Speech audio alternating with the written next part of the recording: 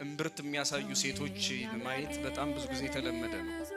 ትንሽ ታሪኩን ልንገራችሁ። አዳም ራቁቱን ስለነበረ አፍሯል።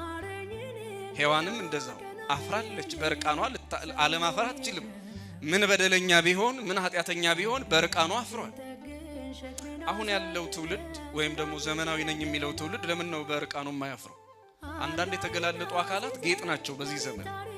የሚገርማችሁ በተለይ እምብርት ገልጠው ለሚሄዱ ሴቶች የተጻፈ መልእክት ታሪካዊ ዳራ ልንገራችሁ። አንድ አጥኚ የጻፈውን ነው የምነግራችሁ። እንግዲህ እውነት ይሁን ሐሰት መነሻ ሐሳቡ የጸሐፊው ነው። ምን ብሎ ጻፈ? በምዕራቡ ዓለም ከእናት ሆድ ውስጥ በተለየ ሁኔታ ጽንስን ማከናወንና ልጅ መውለድ የተለመደ ሆነ እና እነዚያ ከእናታቸው የተፈጥሮ ማህፀን ውጭ ሆነው የሚወለዱ ልጆች እምብርት የላቸውም ነበር። ምን የላቸውም አልኳችሁ? የተፈጥሮ ሲስተማቸውን ያጡ ናቸው። ስለዚህ እምብርት የላቸው። እንደምታውቁት እምብርት በእናት ሆድ ውስጥ እያለን መመገቢያችን ነው። አንዱ አፍን ተክቶ ምግብ በሱ ነበረ ስንመገብ የነበረው በማህፀን ውስጥ። ስለዚህ ያ ሲስተም ለካ እነሱ ጋር የለም በማሽን ውስጥ የሚወለዱ ልጆች።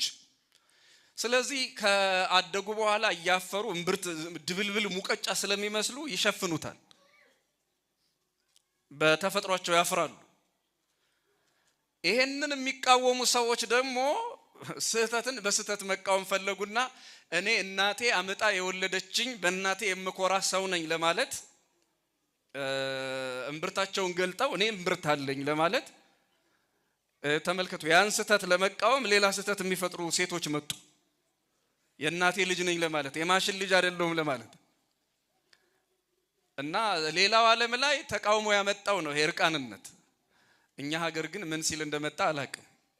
አንዳንድ ጊዜ ምክንያታቸውን የማናውቃቸው ስልጣኔ የሚመስሉ በደሎች አሉ፣ ምንም ከኛ ጋር ግንኙነት የሌላቸው። ለማንኛውም እርቃንነት መነሻ ሐሳቡ እዚህ ዓለም ላይ እንኳን ያለውን ብናይ ጌጥ አልነበረም። መነሻ ሐሳቡ ሰብአዊነትን አከብራለሁ የሚል ጥምዝ ወይም ደግሞ ግራ ዘመም ሐሳብ ይዞ የመጣ ነው።